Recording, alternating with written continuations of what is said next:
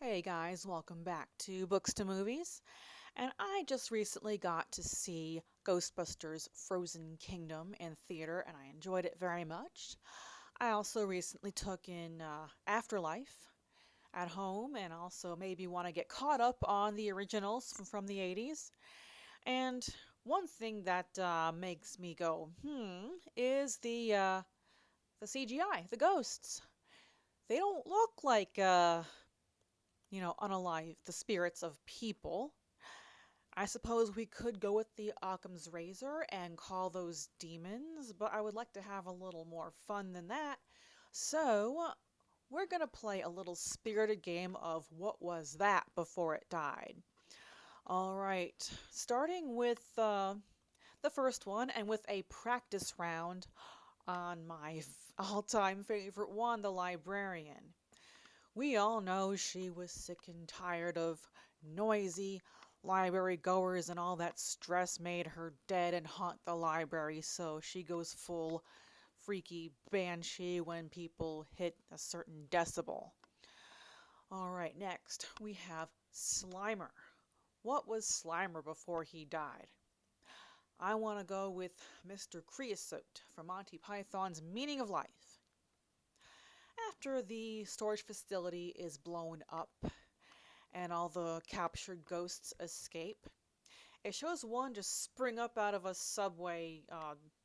What's the thing with the stairs? It springs up out from the underpass or whatever that thing is called, and it just screams. And it doesn't really have a discernible shape that I could see in the brief second it was on screen. So I want to go with the idea that this screaming subway ghost was once upon a time a subway Karen who got a little upset when someone didn't forfeit their seat for her. Next, right after this screaming subway ghost, we have that cab driver. Now, I wanted to go with the cab driver from that really campy movie from the 90s, Ghost Dad, but for obvious reasons, I didn't want to go there. So I'll just go with that Robert De Niro character from that movie, Taxi. Yeah, he lost his mind, but he didn't want to lose his job. All right, and a couple more things. Not so much continuing the game of what was that before it died, just some things that kind of nag at my logic. First things first, when Dana sees the demon Zool in her fridge. If that were me, I would say, okay, screw this. Contract broken, lease broken. I'm not doing this. You can have your haunted fridge and that freaky, ugly, demon looking thing, that gargoyle. Just no thank you. And my final, this thing, I have noticed this since I was in the single digits age, and it's still kind of, it's all I can think about. What is Gozer wearing? She looks like she was interrupted during her bubble bath. Oh, and on that thought, take a look at my collectible Gozer doll. All right, moving on to 5 years later, Ghostbusters 2. Not quite ready to continue playing What Was That Before It Died, but the scene where they're underground.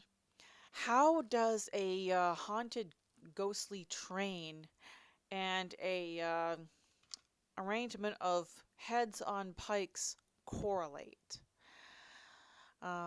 Jury's out on that, I guess. Next, after things really hit the fan with the art museum being really, really haunted and Dana's baby being kidnapped, all these ghosts are everywhere all over New York. Now, the ghost jogger and the return of the Titanic ghosts are fairly obvious.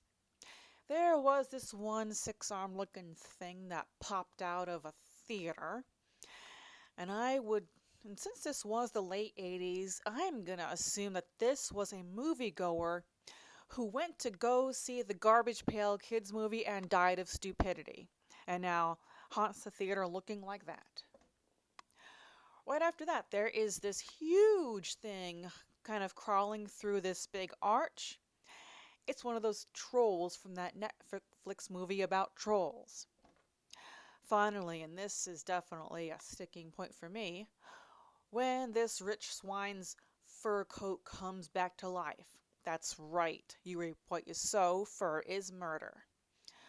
All right, moving along to 2021, Ghostbusters Afterlife, when Dr. Spangler's grandchildren take up the mantle. The Metal Muncher. It was this fellow named, I'm not sure how to pronounce the name, but he was featured on the Joe Santagato's internet talent show where he had pica, which is kind of an addiction to eating things, not food. He ate TVs, he ate bikes, shopping carts, and even an airplane. In the phase of 2 years, he had consumed an entire airplane. And he eventually, did expire, but I don't recall why. But anyway, the metal munching ghost in Afterlife is this fellow. And following the metal muncher, there's a few things that also kind of tickle me about Afterlife. First is the little mini marshmallow men to kind of signify that Gozer's making a comeback. And they seem to get into all kinds of self-destructive mayhem and nonsense. They accidentally blend themselves. They accidentally, toast themselves, blow themselves up. But it's comically ludicrous because these marshmallow dudes are just that, marshmallows. They don't have like bones and guts on the inside, so it's the Black Knight from Monty Python and the Holy Grail instead of Happy Tree Friends. And also, to wrap up things with Afterlife, Gozer has a much better costume. I am digging this lightning unitard. And I knew I'd recognize that face, and then I found out that is Dr. 13 from House. I was wondering why I half expected Gozer to diagnose an infarction. All right, I'm only going to touch on Frozen Kingdom a little bit since it's still in theaters and I don't want to cough up a whole lot of spoilers. There is this uh, swimmy, gatory looking thing just taking to the skies in New York. I maintain it's this mutant alligator from the campy B movie Alligator that crashed this wedding and kind of made me laugh a little bit. So, I hope we had some fun here playing What Was That Before It Died? And thank you so much for watching, and of course, the fussy but necessary.